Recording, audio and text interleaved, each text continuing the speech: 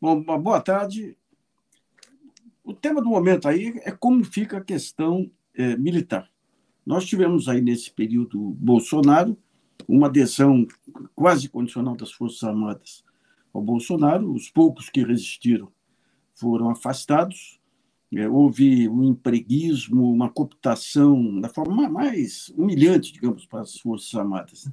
Nesse período, elas perderam, inclusive, o monopólio da força, ajudaram a flexibilizar a entrada de armas no país, grandes negócios que surgiram aí com oficiais da reserva e tudo. É, Depois a tentativa aí de uma GLO no dia 8 de janeiro, todo aquele episódio dos acampamentos em frente aos quartéis, com óbvia autorização e adesão dos militares.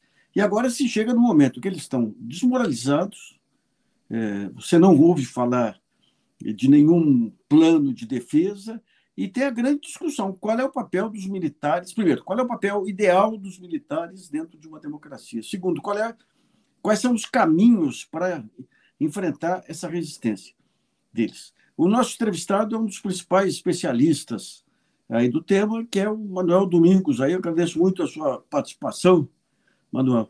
Recentemente, o Manuel soltou um livro sobre o tema, deu uma palestra sobre o tema, e tem um ponto que até o Zé Murilo de Carvalho salienta aí, que é um dos problemas, que é a família militar.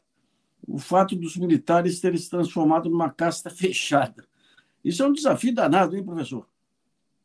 É sim, Nassif, é uma excrescência isso.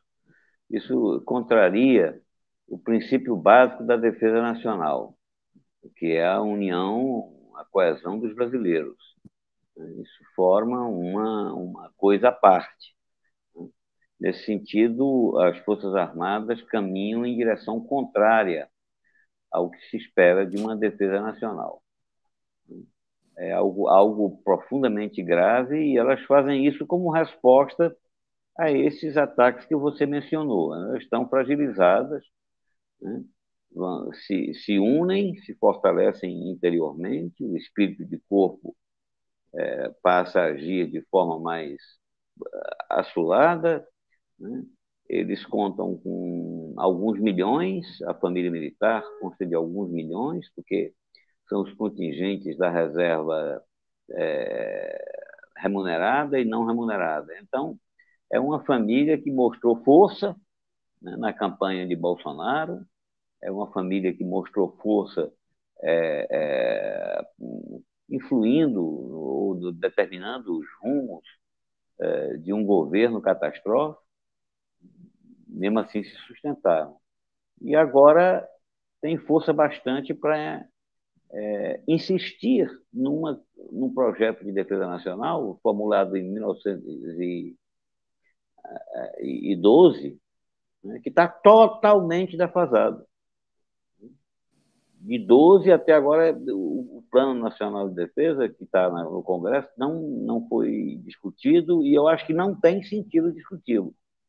Porque a guerra mudou tanto, a situação mudou tanto, Hum. que, sabe, Agora, não tem mais professor, cabimento. Já era ruim e piorou.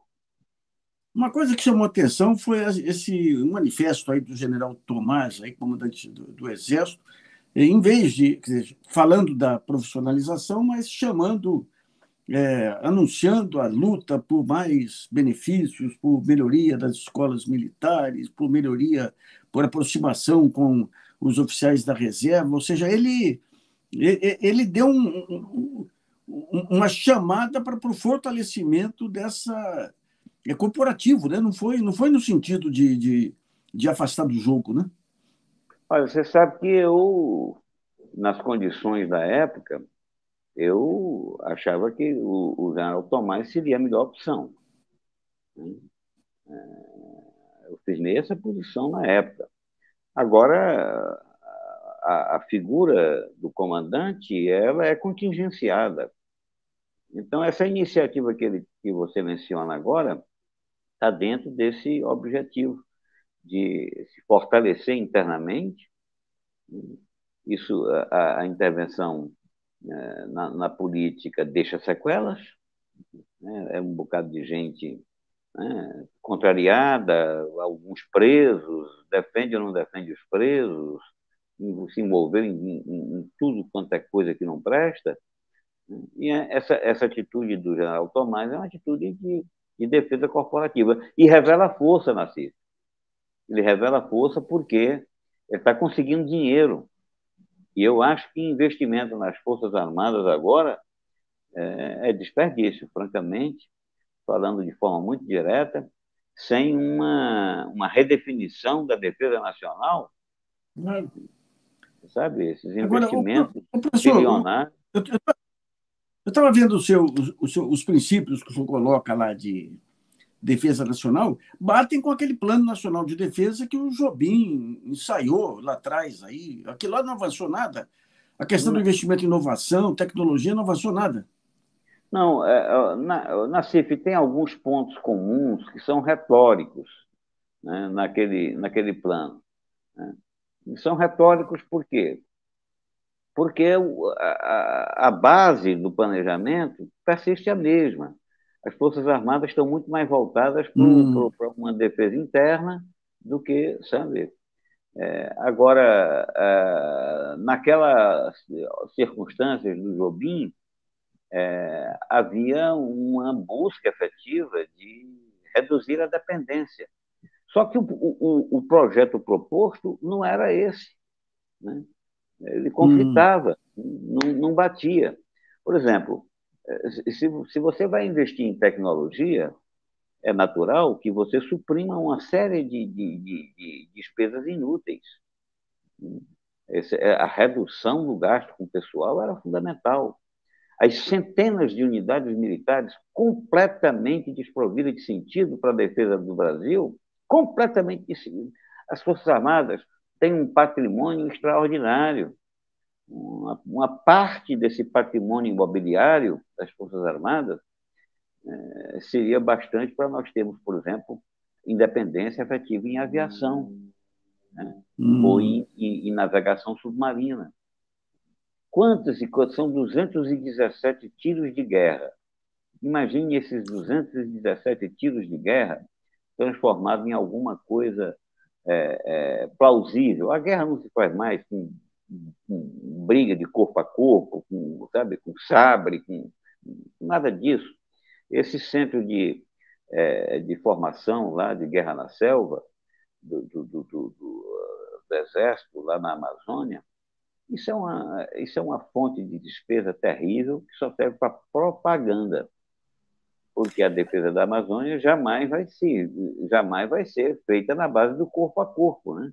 Claro, Nós claro. temos, Mas, nós professor, temos que... tem um ponto que você realça aí nos seus trabalhos, que vale para a Marinha. A Marinha é a favor de corveta mais do que submarino, porque corveta tem mais comandante que submarino. E um outro ponto que você coloca em relação ao Exército é que privilegiam estruturas que permitam mais generais, é isso, né? Exatamente. Ficam criando estruturas assim, em cima de estruturas, de sorte que nós temos um oficialato muito beneficiado, porque não, sabe, as dimensões da força precisam ser reduzidas. É o que ocorre no mundo. Amplia a tecnologia, reduz o tamanho das forças. Claro. Olha, eu já estudei esse negócio há 10 anos atrás e publiquei acerca disso. Isso é consensual. Isso é consensual. Tecnicamente é consensual. No entanto, o chefe do Estado-Maior do Exército e o general Tomás ficam insistindo em ampliar as fileiras. O que, que eles querem com mais soldados? Invadiu o Morro do Alemão. É por aí, né? É por aí. Estão de olho no combate interno, né? Então, eu acredito que essa nova concepção, uma nova concepção de defesa nacional que nós precisamos, e essa nova concepção é que deve orientar a reforma militar. Nós precisamos de uma reforma militar. Esse é o meu mote, uma reforma militar. E a reforma na CFI é uma coisa muito complexa. Você mexe numa peça, mexe em tudo, né? É um organismo muito sincronizado, montado ao longo de 200 anos. É um grande desafio do Estado Nacional Brasileiro. Professor, ao longo aí dos últimos, principalmente na década de 90, comecinho nos anos 2000, aí eu acompanhei muito a questão da tecnologia militar e me relacionei com militares que tinham um bom nível, um bom nível intelectual, mas sem nenhum espaço dentro da estrutura da estrutura militar. Aparentemente, os burocratas comem esse espaço dos militares. E um ponto que é relevante no seu trabalho lá já que você quer ter Forças Armadas tecnológicas, tem que ter uma aproximação com a academia, né? Parece que há um receio dessa aproximação, né? Sim, de fato, às vezes eles têm grife. Por exemplo, o ITA, né, o IME, são excelentes. Mas qual a repercussão disso para a autonomia efetiva? A imensa maioria desse pessoal vai servir ao sistema financeiro. Eu não diria a imensa maioria, mas boa parte vai aí para as empresas. Isso não se reflete na capacitação, na autonomia, né? Eu acho que o governo deveria ter sinalizado desde o começo uma busca efetiva a partir do fechamento dos escritórios em Washington e na Europa. Seria uma boa, senão isso não tem cabimento. Esse negócio é mantido desde a Segunda Guerra Mundial e simboliza a subalternidade do Estado Nacional. Aliás, uma coisa que chama atenção é o deslumbramento de oficial quando ganha um curso nos Estados Unidos. São tão bobos quanto procuradores aí que vão estudar. É uma maneira de cooptar, assim, de provinciana, né? Olha, uma coisa que me chamou a atenção, eu fiquei até envergonhado, foi na entrevista do general Tomás, acompanhado do chefe de Estado, do Estado-Maior do Exército, e participando o Jobim, o Etchegóin e o Barbosa, aquele embaixador, né? Rubens Barbosa. O Rubens Barbosa, né? Aí, na hora de mostrar a competência, a vitalidade, a modernidade, o sucesso da formação militar, o, o general Tomás falou: todo mundo fala inglês e tem aula em inglês. Eu digo, meu Deus do céu. Sabe do que eu me lembrei, Luiz Nassif? Eu me lembrei dos anos 20, sabe? Em que os oficiais competiam para saber quem falava melhor francês. Ou antes da Primeira Guerra Mundial, quando eles competiam em saber quem falava alemão, era um sucesso. Sabe? Manuel, isso Na época dos lembra jovens. lembra o livro do Zé Murilo, que falava que os oficiais da Marinha eram mais solicitados para ser maridos aí, porque viajavam muito para o exterior e para a Europa. Exatamente. É isso aí. Pois bem, hoje a ponte aérea dos quartéis brasileiros com os quartéis norte-americanos é muito intensiva. E essa ponte aérea deveria ser rompida e atenuada, pelo menos, e ser direcionada para a América do Sul. Sabe? Não há possibilidade de nós termos indústria de defesa na CIF sem parcerias aqui com os vizinhos.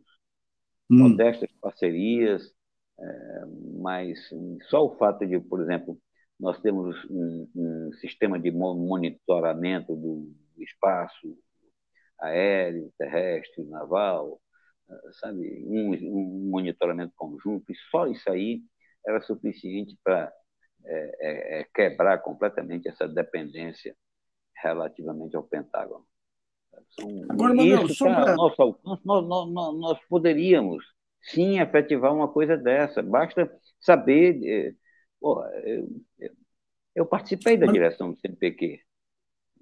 Eu sei que o cientista brasileiro está disposto, vamos sabe, pôr em funcionamento um sistema de monitoramento, sabe, um satélite. Sei que há empresários também interessados nisso. Sabe? Um monitoramento satelital sabe? Um O, sistema de o, o, radar repetido.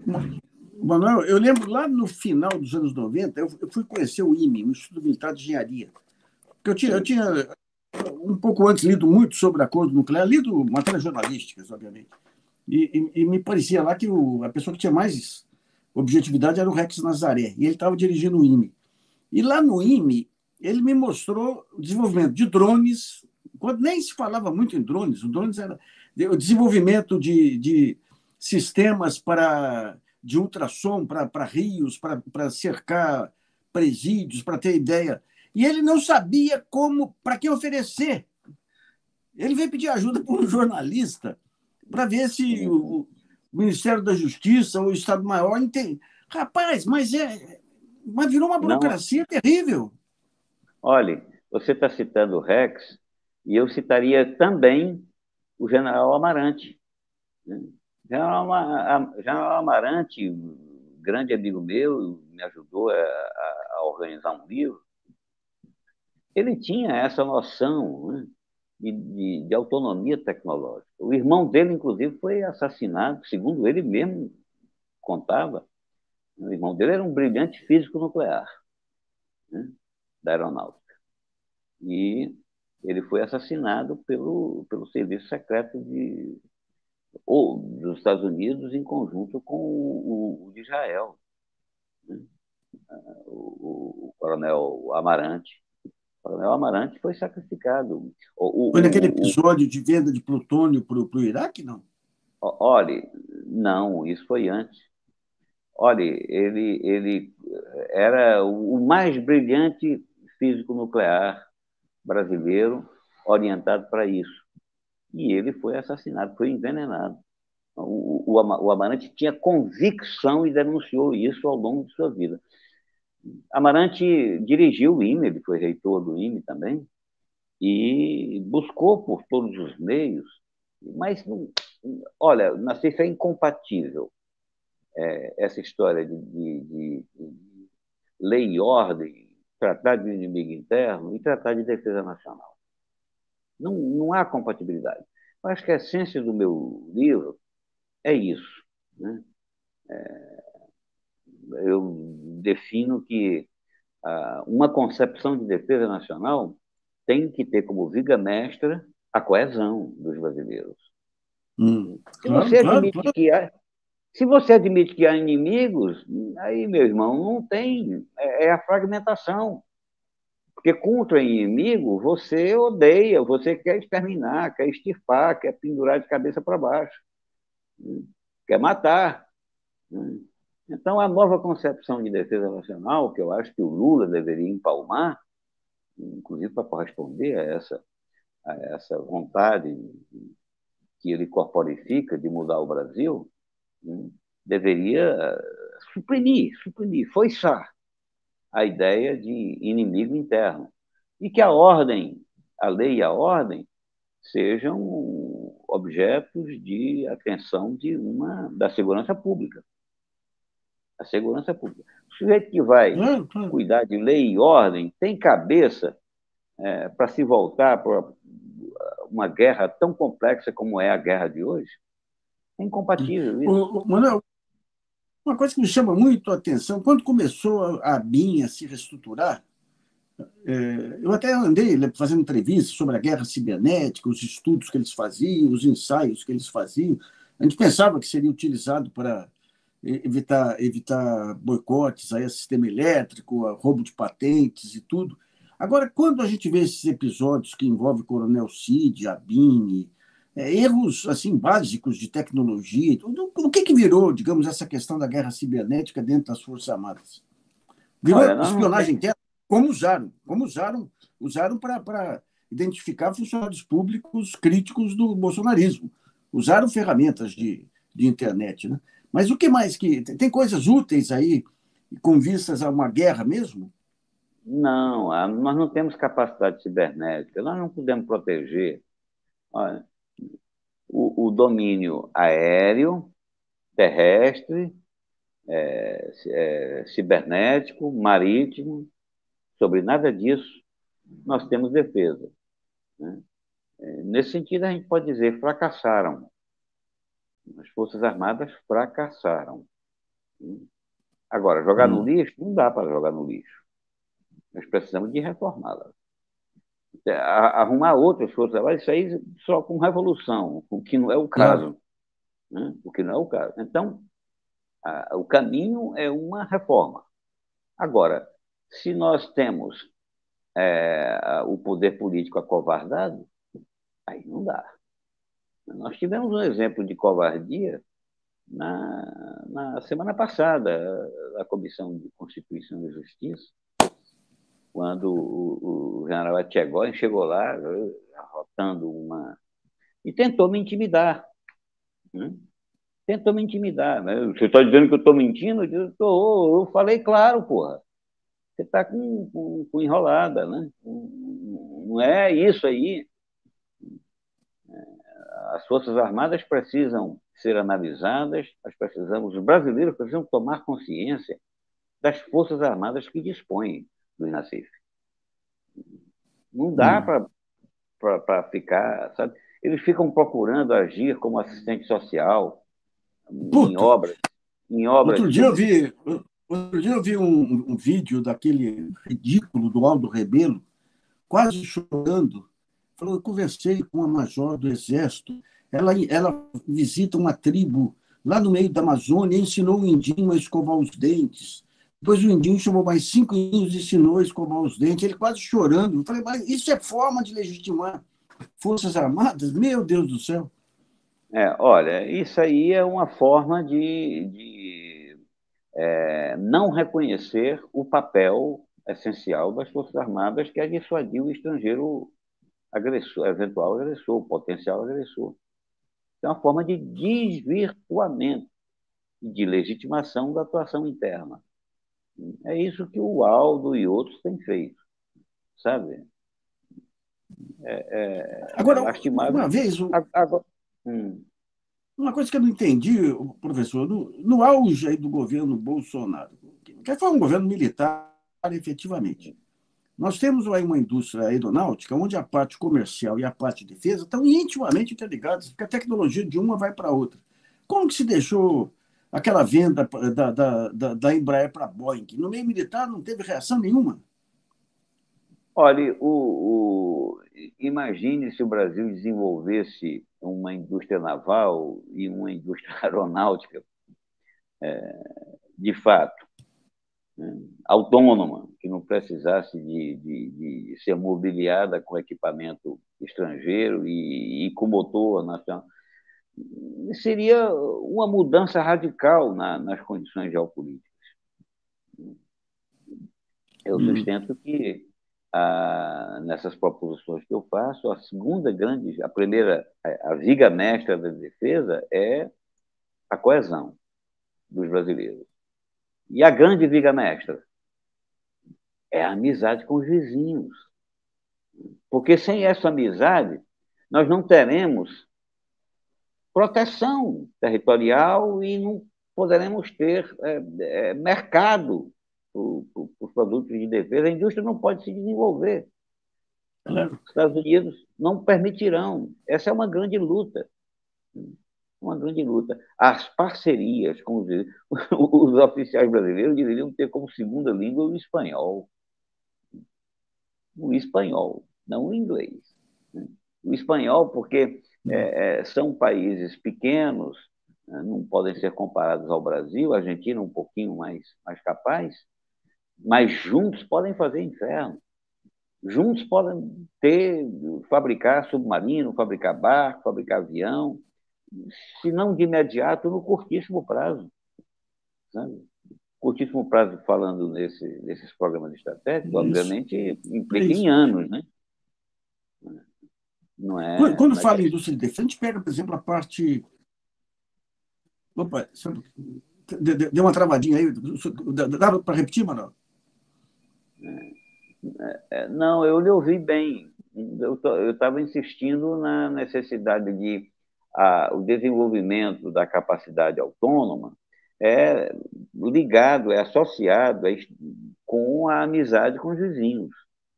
Né? Impensável, Tá. você que é um admirador do Manuel Bonfim, né?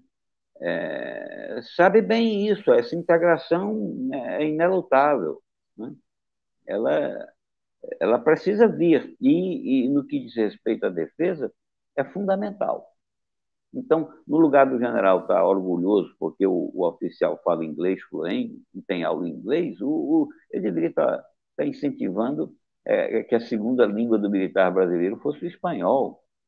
Não há defesa possível sem essa amizade. Agora, por que eles não querem a integração? Por que a Unasul, inclusive, o Conselho de Defesa da Unasul, pifou? Né? Porque isso não interessava. Eu assisti, inclusive, à inauguração do Conselho, foi a convite do Celso Amorim. Né? Nós tivemos lá e o mal-estar era visível. Os americanos não queriam aquilo. Aquilo seria uma ruptura num padrão secular. Tá? Se os países sul-americanos começam a falar, a conversar efetivamente sobre defesa, daqui a pouco estão construindo barcos juntos, estão construindo satélite, foguete, antimíssil, radares. Aí então eles passam de. Agora, por que o militar brasileiro não topa esse caminho? Porque a grande justificativa para obter verbas é o inimigo externo aqui da América do Sul. Você pode verificar como são distribuídos os equipamentos, as tropas, é como se a Argentina fosse a grande inimiga, a Bolívia, né, a Venezuela, a Colômbia, sabe? Aí não dá. Nesse rumo aí, nós não teremos defesa. É dinheiro jogado fora, e não é pouco dinheiro. Né?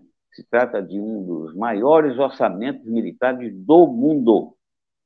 Do mundo. Está entre o 11º e o 15º, segundo todas as classificações. Não se justifica, Nassif, tanto dinheiro para não termos defesa.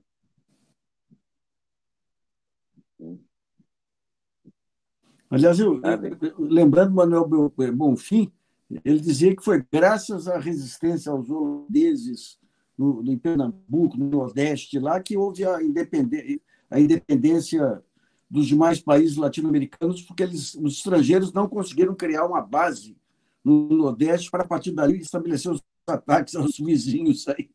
Ou seja, já tinha o Manuel Bonfim lá atrás essa visão de integração. Ele tinha essa visão de integração. Sabe? Eu acho que foi um dos brasileiros da época, né, no início do século XX, que mais trabalhou isso. Mas os militares, há também teóricos militares que viam essa perspectiva, sabe? E no entanto, isso parou na Segunda Guerra Mundial. Parou completamente na Segunda Guerra Mundial. A competição sul-americana foi incentivada pela missão francesa, do general Gamelin. O general Gamelin incentivou. Por quê? Ele queria vender. Ele veio aqui para vender tralha. Então, ele ficava analisando, a Argentina pode atacar vocês dessa forma. O Leitão de Carvalho, o general Leitão de Carvalho, qual o papel dele nisso tudo? Olha, ele foi adepto da modernização, mas é de uma modernização subalterna.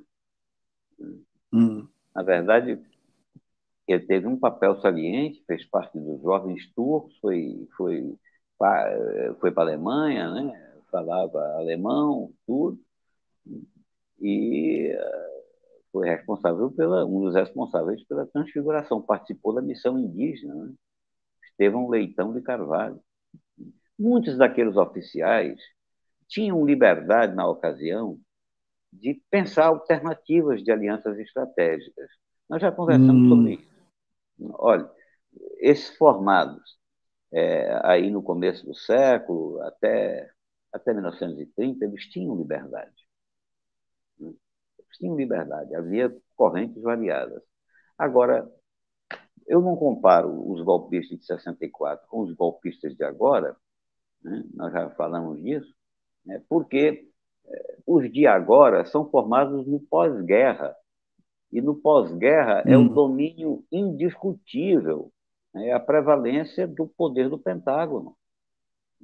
Então, eles têm uma visão, sabe, não há embate de ideias, sabe? Não há aquela coisa que faz crescer a capacidade intelectual do oficial, sabe? Ele fica bloqueado, sabe? Não, comete, inclusive, um crime previsto na Constituição, que a Constituição determina o quê? A pluralidade, né?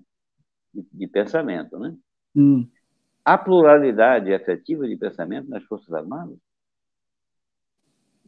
Há alguém de esquerda nas Forças Armadas?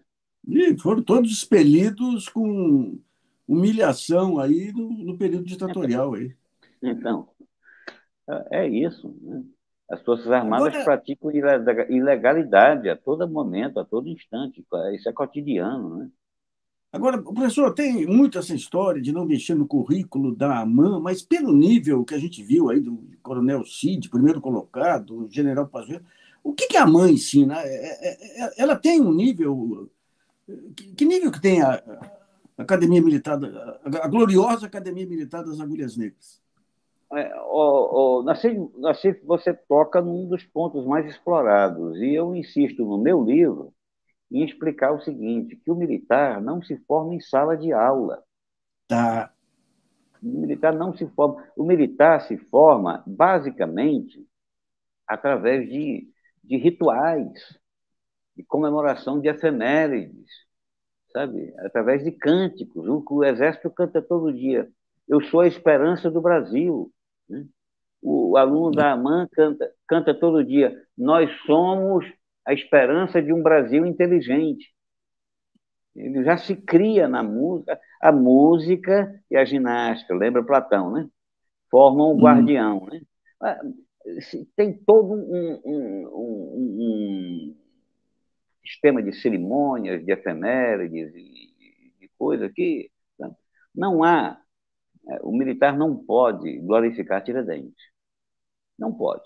Não, Há um não pode. batalhãozinho, há um batalhãozinho chamado Batalhão Tiradentes. Há uma estátua aqui e acolá, mas quem é glorificado é o pacificador, é Caxias. É Caxias. Quando o militar se sentiu um vingador de Tiradentes, muda tudo. Nós estamos Hum. aí entrando essa opção de inimigo interno e inimigo externo. Então, nós temos que suprimir a ideia de inimigo externo. Eu argumento fortemente, né? Outra coisa, não dá para continuar atacando o Almirante Negro, repudiando o Almirante Negro. Antes, pelo contrário, o Almirante Negro precisa, o João Cândido precisa se tornar um símbolo da dignidade do soldado. Ele não aceitou, né, Aliás, que marinheiros tivessem suas costas lanhadas. Isso é símbolo de dignidade. No entanto, ele é tratado como um maldito. Então, que é isso que loucura. vai Aliás, formando. meus tempos, É, não é gozado, nos diga. meus tempos de ginásio, um dos pontos positivos das Forças Armadas é que na Guerra do Paraguai eles supostamente teriam ficado solidários dos negros e aderido ao abolicionismo. Isso aí tem fundo de verdade, professor? Olha, eles se manifestaram bem antes da Guerra do Paraguai. Já em 1854, os alunos da escola militar, mas eram minoria, né? Uma minoria. Então não adianta dizer que as Forças Armadas se engajaram no abolicionismo. Não, de forma alguma. A escravidão e essa iniquidade da estrutura social é fundamental. Uma coisa que eu discuto no livro, Sim. que quebrei a cabeça demais, passei muitas noites aí, é esse sistema de recrutamento. O sistema de recrutamento, a base dele é colonial. Sabe? É Você isso. quer ver, você quer ver onde está o legado colonial mais assintoso dentro das corporações? Examine o recrutamento. O recrutamento Eu- são arrebanhados obrigatoriamente os jovens sem chance. E, ao entrar no quartel, eles persistem sem chance. Eles, lá, um ou outro conseguirá chegar a general. Excepcionalmente, para não dizer sabe, que toda regra, para confirmar que toda regra tem exceção. Eu conversei com um general, Nassif, que é filho de família modesta do Rio de Janeiro. A cada operação de lei e ordem, esse homem fica completamente desesperado, com medo que seus netos, Olha só. seus primos, sabe, sejam alvejados. Isso é uma exceção. Exceção. Sabe? É porque é inteligente demais. Tanto é que não chegou a militar de 4 estrelas. É tão inteligente que não chegou a militar de 4 estrelas. Então, Que loucura. então, Agora, assim, é Manuel, isso. você fala que para discutir esse novo modelo militar, você propõe uma espécie de uma academia que junte acadêmicos, militares e tudo para pensar de forma independente. O que seria um modelo de defesa, é isso? Olha, porque a defesa é uma política pública. Transcende as corporações. Ela mexe com ciência e tecnologia, ela mexe com o sistema de saúde, ela mexe com as vulnerabilidades sociais, com a política externa. A defesa é uma coisa muito abrangente. Se entregar completamente nas mãos de comandantes, nós estamos ferrados. Hum. Literalmente ferrados. Agora, não há corpo civil do Estado preparado. Eu acho que o Lula, que gosta de criar universidade, deveria pegar uma delas e dizer: essa aqui é a Universidade de Defesa, que preparasse efetivamente um corpo civil habilitado a discutir. Por exemplo, essa coisa que eu terminei de explicar sobre a formação do militar, né, que o militar não é formado em sala de aula, essencialmente. O militar é formado num conjunto de sincronização de gestos, de efemérides, de símbolos e isso. Poucas pessoas entendem disso, sabe? Pouquíssimas pessoas captam esse negócio. Então, aí a esquerda bota lá, nos seus programas, reforma do ensino militar. Meu Deus. Para reformar tem que mudar todo o cancioneiro militar. Vai mudar?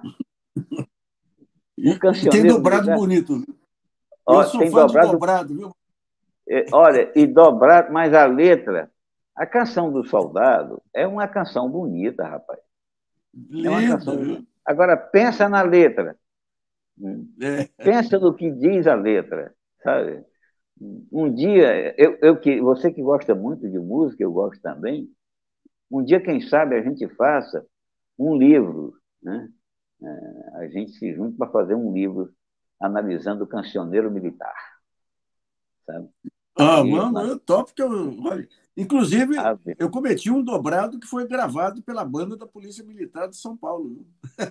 pois é. Nós precisamos analisar o que as canções militares dizem, porque elas ficam na alma, né?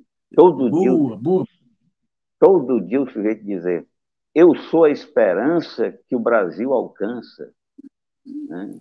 Eu sou a esperança de um Brasil inteligente. Eu sou o bandeirante do século de aço, no caso do aviador falando, né? Olha. Essas coisas todas Agora, desfazem as é, noções elementares, né, de tá. cidadania, de tudo mais. Agora eu vi o cisne branco, dá um arrepio. Mas falar em É, cisne branco. Não, porque eu tocava na banda do Colégio Marista, e em Poços de Caldas, meu pai levou uma vez a banda dos Fuzileiros Navais, que serviu de base para. Eu gostava tanto da banda dos Fuzileiros Navais que fui convidado uma vez no Rio para uma apresentação aí. mas é Mas o, bonito mesmo. é, mas realmente esse sentido aí esse lado simbólico aí não dá para deixar de lado, não. Uma coisa que chama atenção na questão tecnológica, eu lembro que nós fizemos uma vez um seminário de defesa e apareceu um brigadeiro da reserva, mas muito conceituado, me fale o nome agora. Estava O discutindo o Ferola? FX, O talvez Ferola? Ferola, talvez Ferola, Sérgio Ferola, né? Uhum. Estavam É. discutindo que avião que deveria ser FX. Ele falou: olha, a melhor alternativa para o Brasil seria pegar essa verba, tudo, e passar a desenvolver um avião brasileiro com tecnologia brasileira e aprendizado brasileiro. Que era... Mas, no fim, a Aeronáutica entrou lá e empurrou o FX, pelo que... A gente ouve muitas críticas aí ao FX e tudo aí. Essa transferência de tecnologia, fica nessa dúvida se transferiu ou não, mas mas o que chama atenção na Marinha é que, com todo. Marinha não, aeronáutica, evidente. Mas na Marinha, que com todo o avanço aí do programa nuclear e tudo, os principais almirantes do programa nuclear caíram de cabeça nessa outra direita aí. Um deles aí chegou a dizer que não ia trabalhar com ladrão. Até o almirante Otto ficou chateado, falou: como que pode pegar um projeto de país que nem é o programa nuclear e os principais responsáveis se misturarem com a outra direita? Então, o que aconteceu com a Marinha? Quero orgulho aí. Eu tenho até uma comenda da Marinha aí pelo orgulho que eu tinha de ver a Marinha enriquecendo urânio. O que É, é aconteceu com a verdade, Marinha? é verdade. Houve desafiantes nessa situação de subalternidade, houve desafiantes, né? Você conhece bem a história do Montenegro, que foi objeto de uma bela biografia do Fernando Moraes. É, Você conhece, você conhece o papel do Álvaro Álvaro Alberto. Alberto. Mas aí é o seguinte, esses homens são todos escanteados. São todos escanteados. No caso do Casimiro Montenegro, ele confessou para o Fernando Moraes uma coisa muito engraçada. Ele disse: rapaz, eu tentei desenvolver a aeronáutica brasileira e eles acham que a minha grande glória foi ter feito com o Eduardo Gomes o papel de Correio Nacional, sabe? De ter conduzido um avião. Realmente, né? Agora, eu te pergunto, o desenvolvimento de uma autonomia em material de defesa seria compatível com a mentalidade da nossa elite econômica? Porque isso vai conflitar, Claro, claro, claro, claro. isso conflitaria, né? Mas nós Então, quando tivemos diz um que o período. diz, Não, nós nós tivemos tivemos. um período aí, fabricantes de aços especiais, tanques de guerra, não sei das quantas.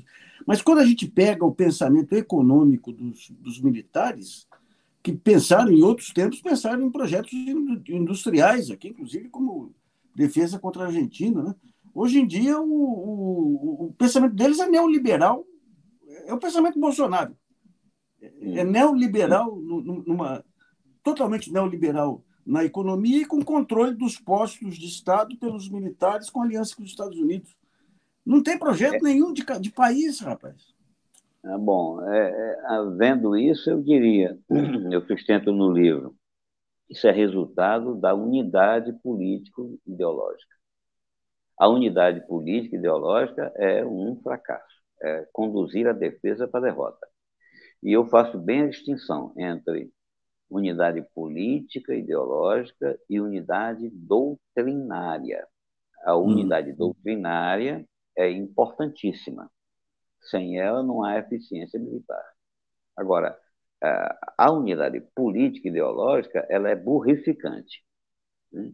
Ela deixa abestalhados, ela forma abestalhados em termos de defesa, porque sem Claro, confronto claro. de ideias não dá, sabe? Ela, enfim, nós estamos vivendo o resultado desse domínio estabelecido, essa supremacia estabelecida desde 45, né? Tá.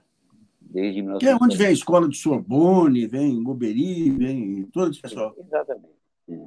Ao longo dos anos 40 e mesmo dos anos 50, nós tivemos um confronto, né? Sim. Você vê que, rapaz, você vê que o Nelson Werneck Sodré, eu gostava muito, e a gente conversava muito do Nelson Werneck. Nelson Werneck foi professor destacado da Escola de Comando do Estado-Maior do Exército. Um homem desses, um homem desses ser alijado, sabe? Ser sacrificado, como é que pode? Mas é Sabe? goza. Naquele tempo, os clubes militares ainda tinham grandes debates aí, Juarez Távora, Horta Barbosa, um de cada lado aí. Exato, Depois virou exatamente. um local de conspiradores aí da pior espécie, né? Pois é, alguma coisa que precisava, se fechasse, faria bem ao Brasil. Tá? Faria. Professor, muito É isso. obrigado aí muito obrigado aí por sua aula aí, mais uma aula aí ao país aí. E vamos ver se sai essa universidade de defesa aí para Vamos lá, colocar nós os militares para precisamos de uma pensar. Conferência Nacional de Defesa, Nassif. Tá, Uma boa, conferência boa, para boa. abrir o debate. Conferência Nacional de Defesa. E quem tem a agradecer sou eu a essa oportunidade de conversar contigo, que é sempre um prazer, e conversar com todo mundo que acompanha o GGN. Tá, Jorge, professor. Grande abraço. Valeu, um abração.